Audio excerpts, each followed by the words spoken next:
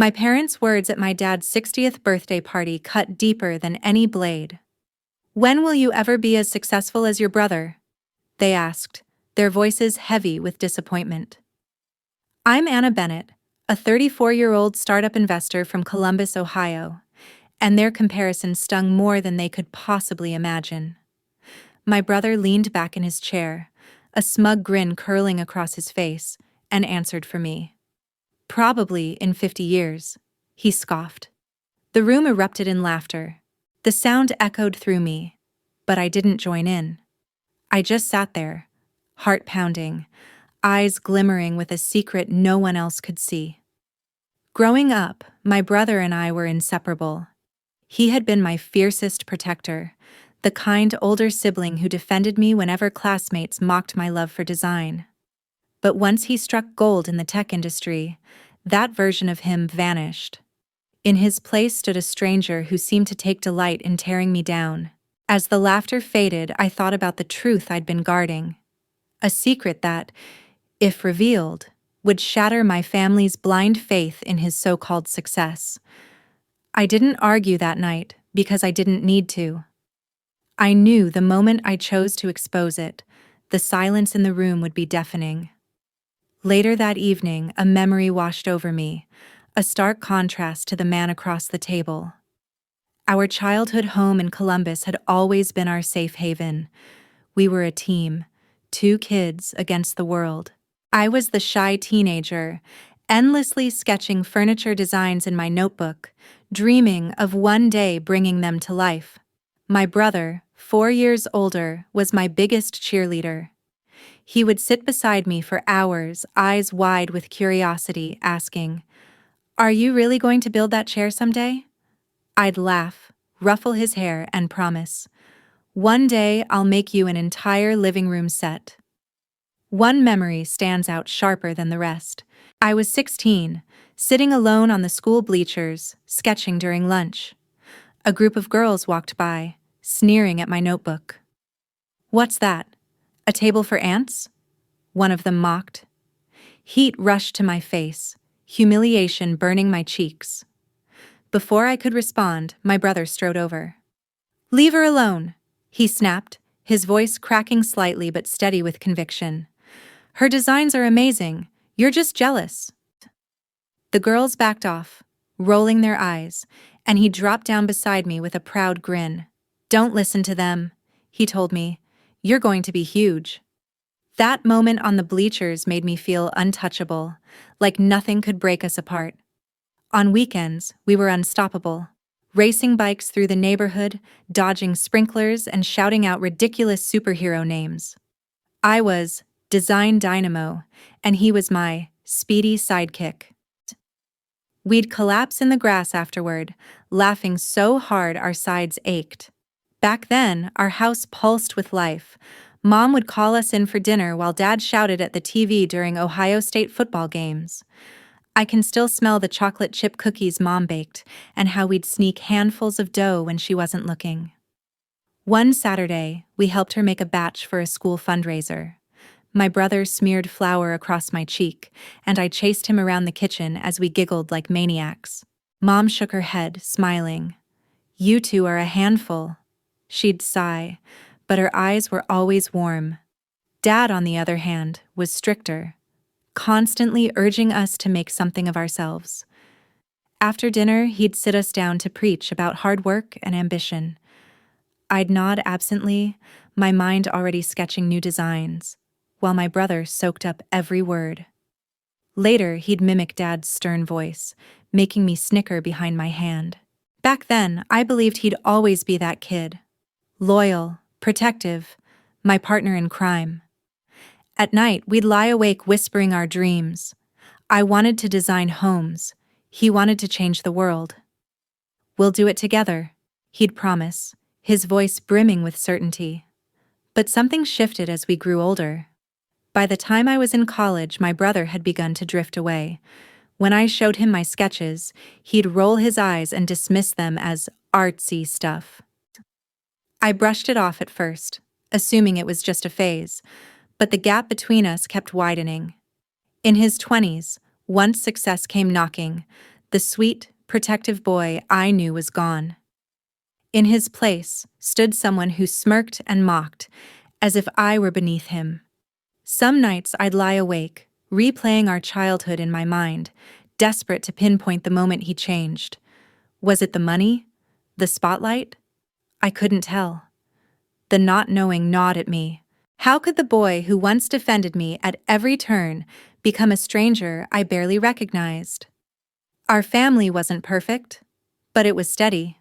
Mom, a high school English teacher, nurtured my creativity, even if she didn't always understand it. Dad, a retired lawyer, lived for discipline and structure. But he softened on Saturdays, watching Ohio State football with us. They never played favorites, at least not that I could see. We were just a middle-class family in a 2-story house with a messy backyard, brimming with ordinary chaos and oversized dreams. I thought those days would last forever, that my brother and I would always be a team. But life had other plans. The bond we built in that Columbus home faced a trial I never saw coming, one that would carry us straight into betrayal. It started with a dream we shared, launching a company together.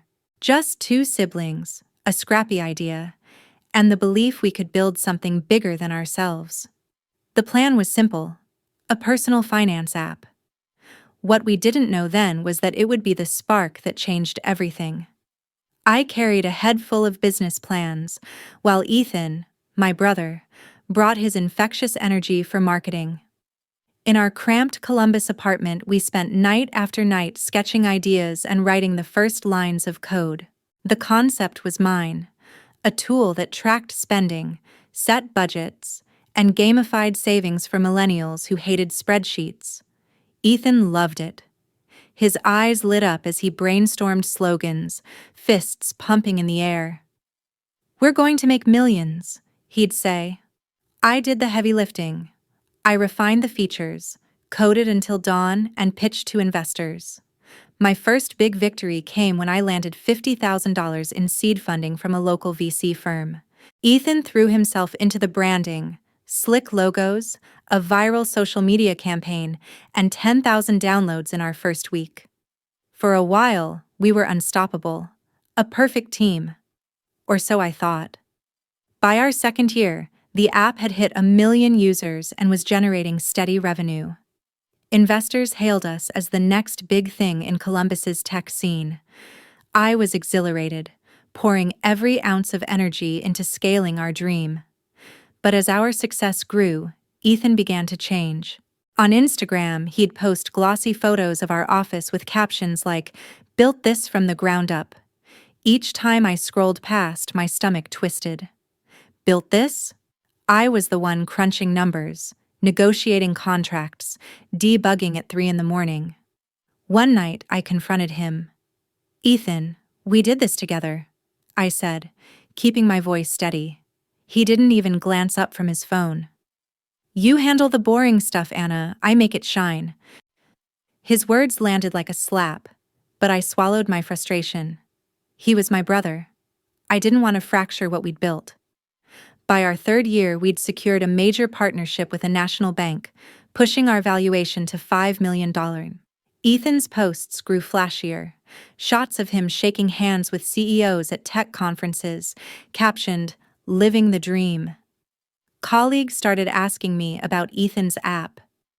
At one team meeting, he introduced me to a new investor as his support staff. Me, support staff? I was the one who had written the code that brought in our first 1,000 users. I pulled him aside afterward. "Why do you keep downplaying my role?" I asked. He rolled his eyes. "Don't make it a big deal.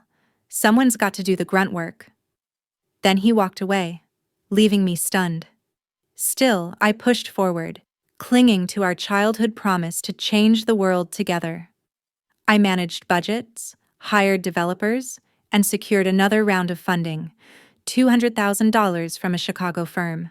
Ethan spent his days charming influencers and broadcasting his vision online. Soon, even our employees began treating him like the sole founder. A junior developer once thanked him for suggesting we add a savings tracker. an idea that had been mine. Ethan just nodded, accepting the credit. With every post he made, I felt myself fading into the background, my contributions erased.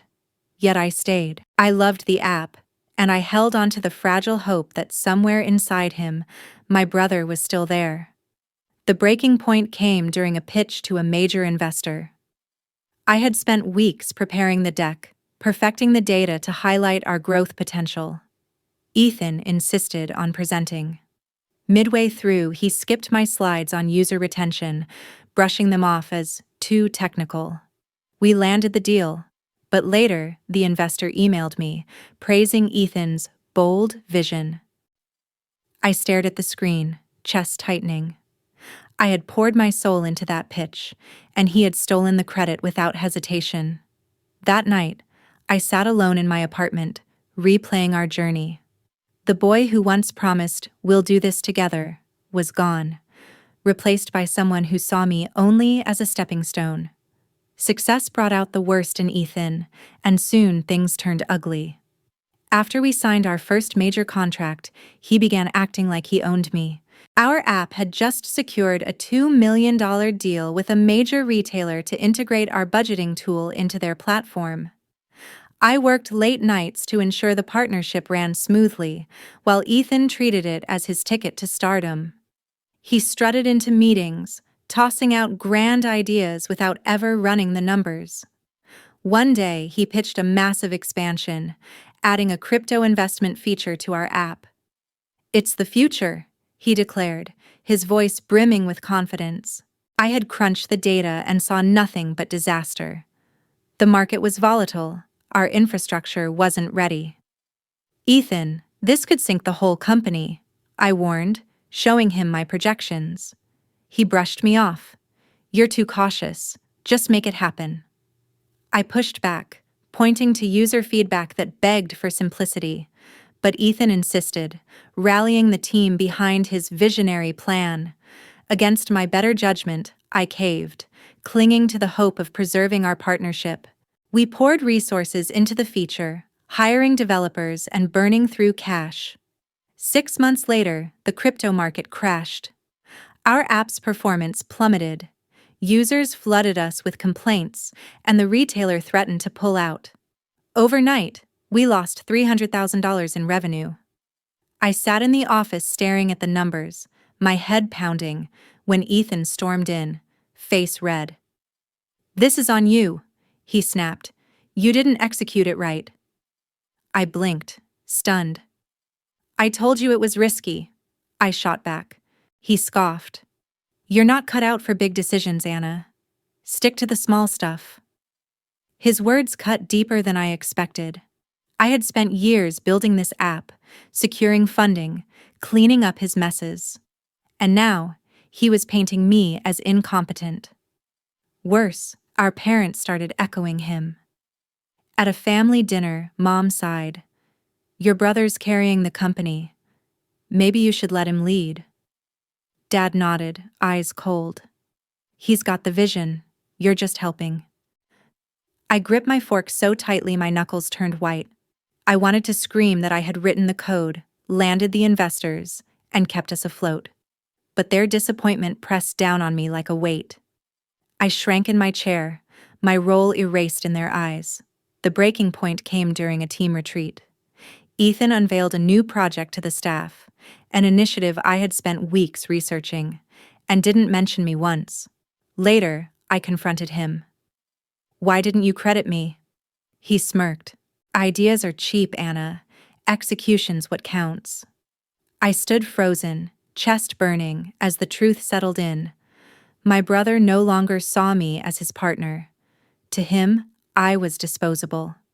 That night, I called my friend Clara, a freelance journalist who had always been in my corner. "He's erasing me," I said, my voice trembling. Clara didn't soften the blow. "You're better than this. Why are you letting him walk all over you?"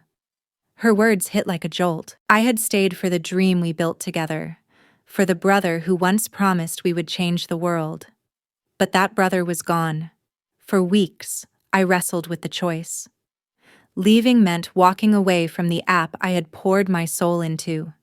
The late nights, the breakthroughs, the years of sacrifice. But staying meant losing myself piece by piece. One morning, I walked into Ethan's office with a single sheet of paper in my hand. "I'm done," I said, my voice steady. He laughed, certain I was bluffing. "You'll be back. You need this." I didn't reply. I packed my things and left. My heart was heavy, but for the first time in years, I felt free. I was 29, starting over from nothing. That afternoon, Clara met me for coffee, her eyes blazing with determination. "You're going to crush it," she told me. "Build something that's yours." Her faith carried me through the hardest days. I launched my own startup, a venture capital firm focused on early-stage tech ventures. No team, no safety net. Just me, a laptop, and a rented desk in a cramped Columbus office. I worked 16-hour days, pitching to investors, chasing deals, hearing no after no. Each rejection stung, but Clara's late-night calls, equal parts pep talks and terrible jokes, kept me grounded. I told no one in my family.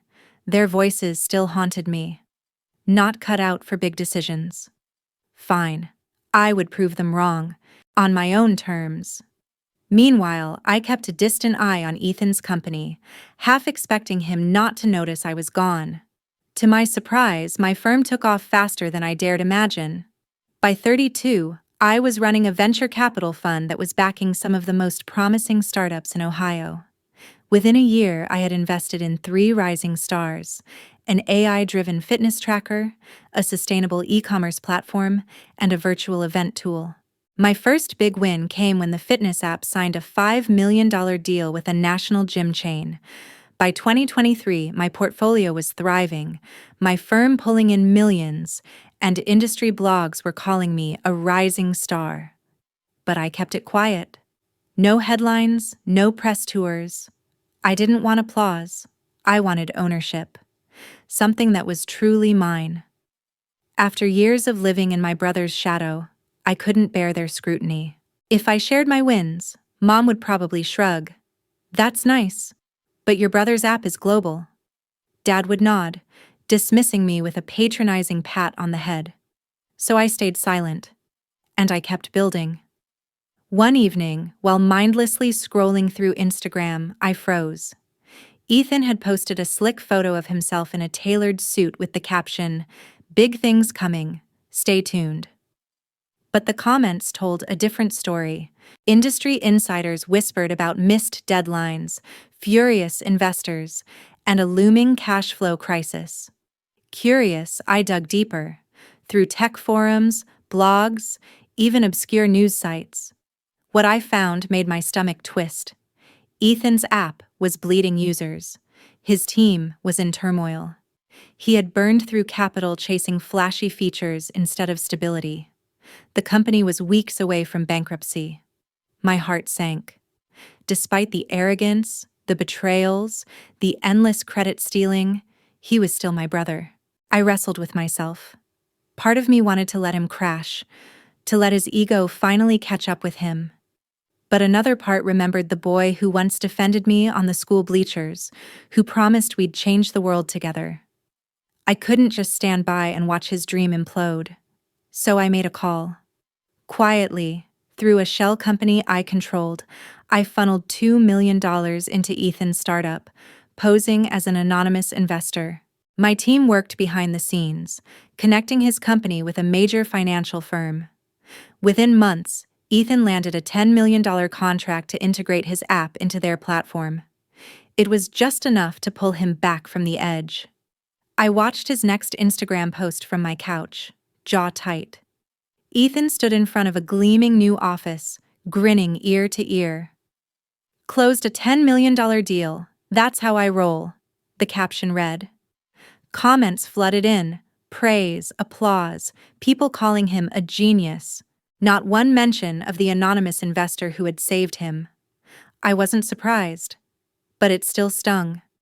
Once again, he had taken credit for my lifeline, just as he'd taken credit for our app years ago. My fingers hovered over my phone, itching to send him a message, to call him out. But I stopped myself. What was the point? He'd never admit it was me. Clara saw right through me. The next day, we met at a diner. She leaned across the table, eyes fierce, voice sharp. "You're letting him steal your thunder again," she said. "Tell the world it was you." I shook my head, staring down at my untouched coffee. "He's family, Clara. If I expose him, it'll break Mom and Dad." Her expression softened, but her words stayed firm. "You can't keep saving him forever. He needs to learn." Her warning echoed in my head long after. But I wasn't ready to act. Not yet. I clung to the fragile hope that somewhere, buried beneath the ego, my brother was still there. I told myself my silence was for the family, to keep the peace. But silence was heavier than I ever imagined. Every time I saw Ethan's posts bragging about his latest victories, my stomach turned. At night, I lay awake replaying our childhood promises, asking myself why I kept protecting him. Clara's words gnawed at me. Tell the truth. Let him face reality. But guilt always won.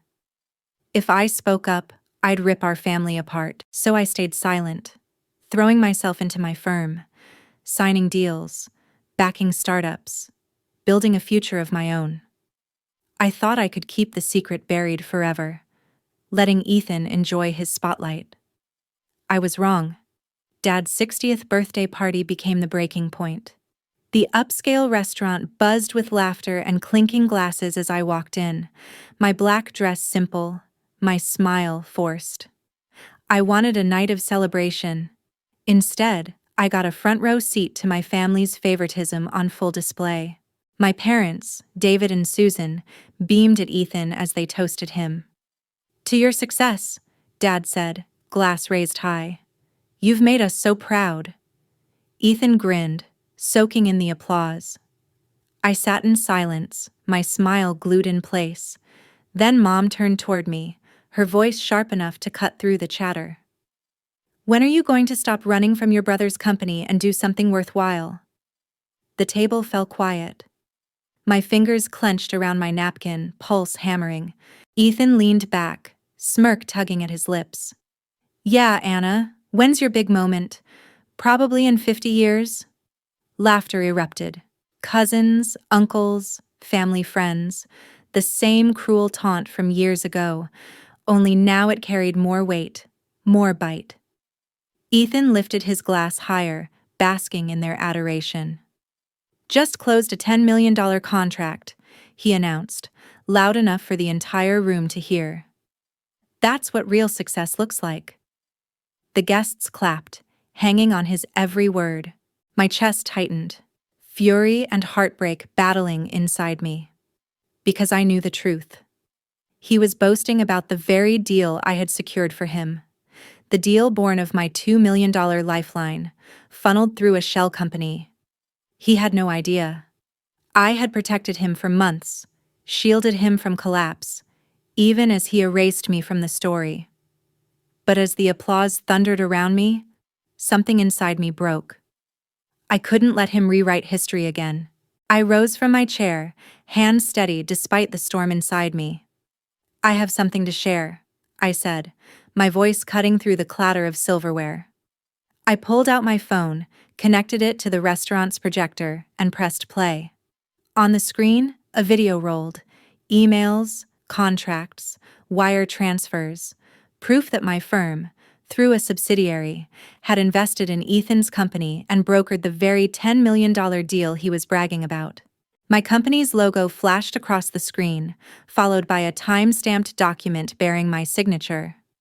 The room went still. Forks clinked to a stop. Ethan's glass hovered mid-air, his smile frozen. Mom broke the silence first, her voice sharp with disbelief. "Is this some kind of joke, Anna? You're just making this up to steal his spotlight."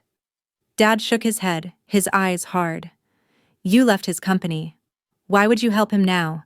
This is ridiculous."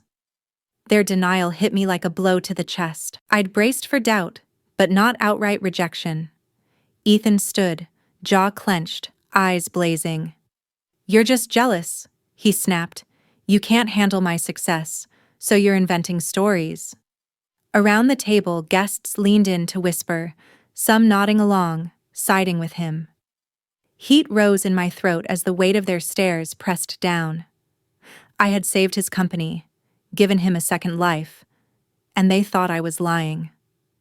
Across the table, Clara's eyes burned with fury. She gave me a look that screamed, "Say something, fight back." But I didn't. Their words, jealous, ridiculous, made up, cut deeper than I ever expected.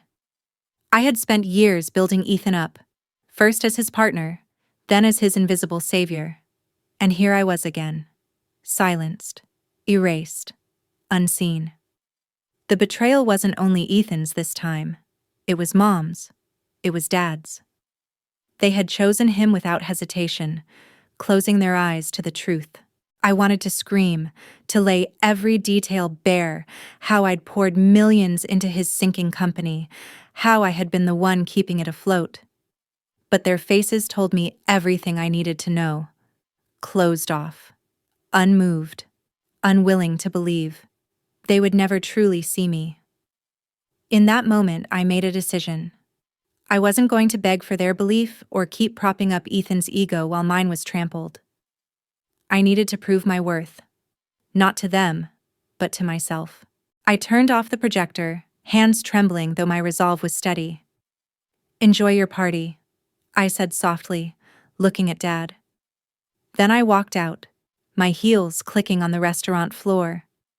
Clara followed me, face a mix of pride and disappointment. "You should have fought harder," she whispered as we reached the door. I shook my head. "Not here. Not like this." I didn't need their approval anymore. I knew what I had to do.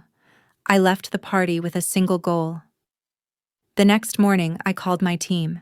I was done being the silent savior. My family's dismissal at Dad's birthday had lit a fire in me. No more cushioning Ethan's ego or rewriting the record for him. I sat in my Columbus office and spoke with calm authority. "Pull all our investments from my brother's company," I told my lead strategist. "Every cent through the shell company, and notify the financial firm to cancel the $10 million contract." My team didn't hesitate. They had seen the numbers and knew the company was a sinking ship. By noon, the paperwork was filed and $2 million of my firm's capital was out of his reach. I felt no triumph, only a cold, clear resolve. Canceling the contract was a gut punch. It severed the lifeline that had kept Ethan's company afloat. I had saved him once. I wouldn't do it again. Not after he called me a liar in front of our family, and not after Mom and Dad sided with him without question. My phone buzzed with the confirmation email from my team. The deal was dead. I leaned back in my chair, chest heavy but mind clear. Finally, Ethan would have to face the consequences of his choices, and I would no longer be the one to soften the fall. 2 days later, Ethan figured it out. I woke to a flood of notifications. His Instagram post was everywhere. A photo of him, arms crossed, captioned, "Some people will destroy your dreams out of jealousy. My sister sabotaged my company, but I'll rise again." He tagged me directly, calling me a backstabber, a failure desperate for attention. My stomach churned as I scrolled through the comments. Some praised his resilience, rallying behind his victim act. But others, industry insiders and former partners, began poking holes. "How did she sabotage you?" one asked. "Your app's been tanking for months." For a moment, my fingers hovered over the keyboard, itching to reply, to set the record straight. But I stopped myself. I'd already made my move. Let him dig his own grave. The post went viral, racking up thousands of likes and shares. Tech blogs pounced on the family feud, spinning headlines about betrayal and rivalry. Some painted me as the villain, but others dug deeper into Ethan's history, missed deadlines, angry investors, a plummeting user base. A prominent VC tweeted, "Sounds like the app was already in trouble. Blaming a sister doesn't add up." I watched the tide shift in real time, my hands trembling. For the first time, people were questioning Ethan's so-called genius. I didn't need to defend myself. The truth was already unraveling his story. Pacing my apartment, I called Clara, my voice tight. "He's dragging my name through the mud." She didn't flinch. "Let him. You're bigger than his tantrums. Keep building." Her words steadied me. I'd spent years reacting to Ethan's ego, trying to win his approval, trying to prove something to our parents. But Clara was right. I had my own company, my own victories. I wasn't going to waste energy on a social media war. A week later, the email came. It was from one of Ethan's former partners, a fintech CEO I'd met years ago. "Your brother's company is done. The canceled contract was the final nail. They're filing for bankruptcy." I stared at the words, my heart sinking. I had known this was coming. Ethan's mismanagement, his arrogance, his refusal to listen. Still, seeing it in black and white hit harder than I expected. I hadn't wanted him to lose everything. I just wanted him to face reality. A small part of me ached for the boy who once sat beside me on the bleachers, promising we'd change the world, but I pushed it down. He had made his choices, and so had I. Weeks later, it was official. The app that had once been hailed as a game-changer collapsed in full view of the industry. Tech outlets reported on the bankruptcy, citing years of reckless spending and the failed $10 million deal.